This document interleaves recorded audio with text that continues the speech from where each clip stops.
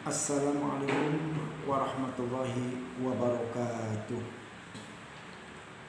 Selamat pagi anak-anak. Apa kabar? Bagaimana kabarnya hari ini? Semoga kalian dalam keadaan sehat walafiat. Oke. Pada kesempatan kali ini anak-anak sekalian, kita masih dalam suasana Sematren Ramadan.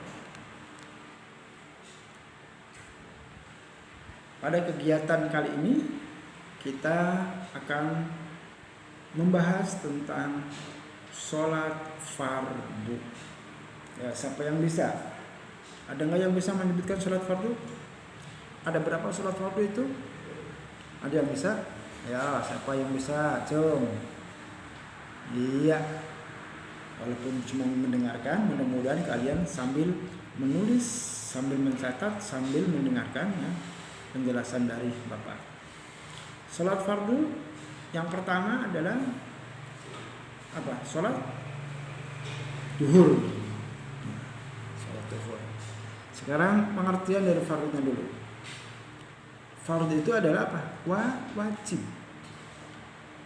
Sholat fardu adalah sholat wajib yang harus dilaksanakan oleh setiap orang Islam.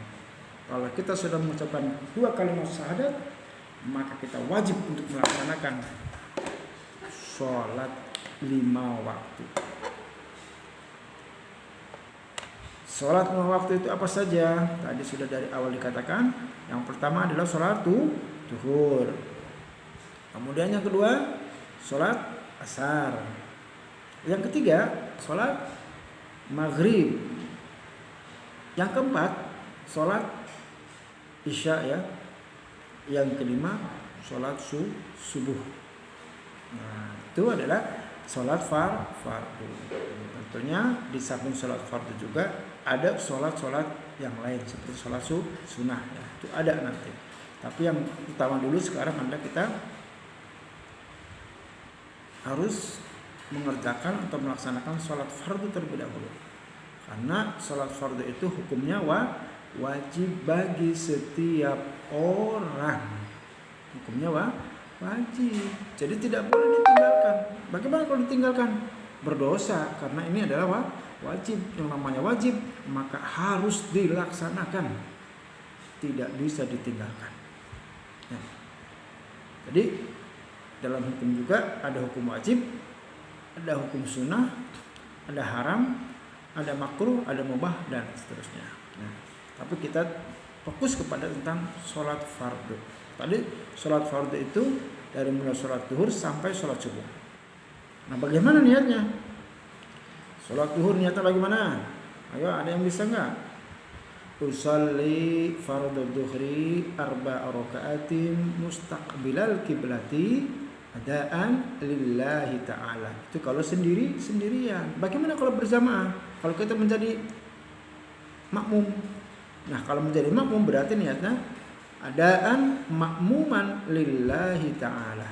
Usolli fardhu dhuhri 4 raka'atin mustaqbilal kiblati adaan makmuman lillahi ta'ala. Ya, itu niatnya untuk melaksanakan sholat duhur. Harus hafal niatnya ya. Jangan hanya bisa melaksanakan sholat tetapi kita tidak bisa melafadzkan niat atau bacaannya. Harus bisa. Dari mulai bacaan surat pendeknya juga harus tahu ya. Bacaan ayat-ayat pendeknya juga harus tahu, sehingga kita melaksanakan sholat itu ya mendekati kepada kekhusyuan. Walaupun tidak akan bisa untuk mendapat sholat itu seperti khusyuk. Ya, jadi harus apa? Bacaannya harus benar. Nah, kemudian harus hafal bacaannya. Nah, Pak, saya belum bisa bacanya, makanya belajar. Nah, kalau kita sudah belajar sudah tidak bisa, berarti kita sudah berusaha. Nah, tinggal kita bagaimana caranya? Mengikuti makmum, mengikuti imam saja. Silakan ikuti imam gerakannya. Tetapi kita jangan malas untuk belajar. Bagaimana tadi niatnya bacaan sholatnya? Usolli fardhu dhuhri arba'a raka'atin mustaqbilal kiblati adaan ma'muman lillahi ta'ala. Allahu akbar. Nah, bagaimana mengangkat tangannya? Nah, nanti kita akan bahas lagi. Ya, sekarang kita fokus dulu bagaimana niatnya dan bacaannya seperti apa. Kemudian baca surat pendek. Allahu akbar. Kemudian setelah baca takbiratul ihram, kita selanjutnya baca Allahu akbar kabira walhamdulillahi katsira wa subhanallahi bukratan wa asila. Inni wajjahtu wajhiya lilladzi fatara as-samawati wal arda hanifan musliman wa ma ana minal musyrikin.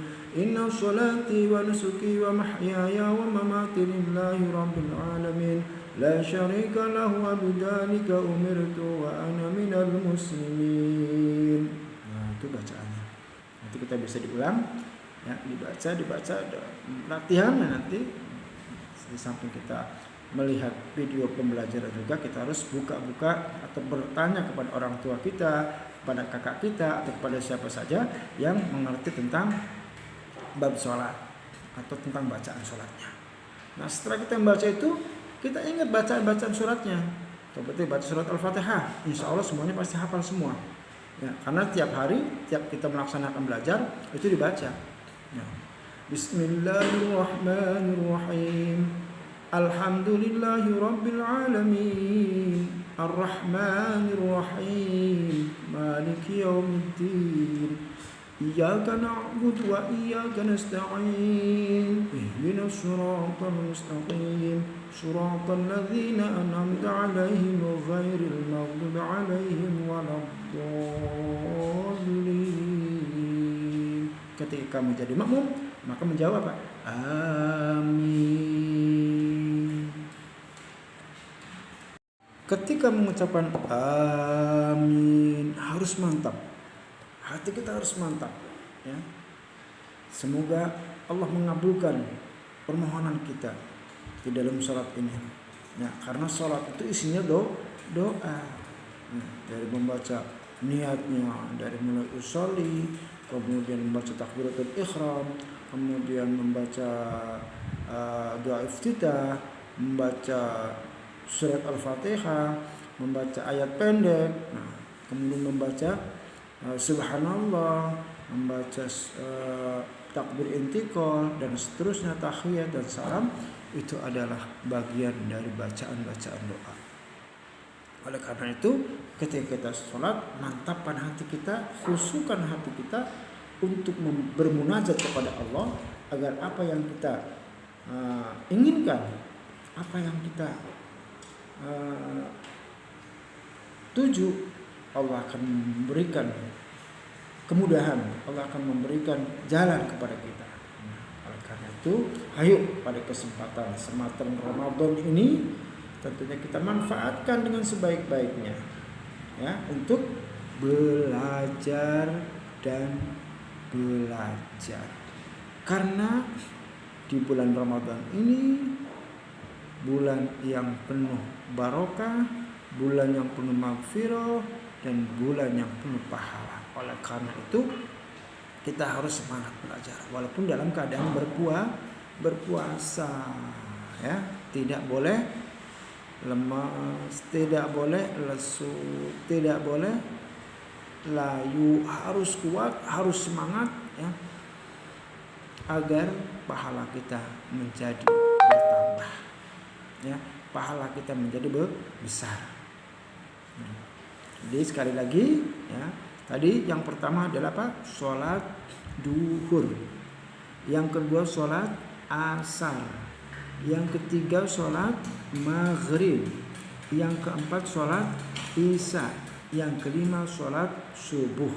Nah, itu adalah sholat ada 5 waktu. Makanya harus kita kerjakan, jangan ada yang kelewat, jangan ada yang bolong, harus rapat dari mulai duhur sampai subuh, sampai dengan duhur kembali, ya.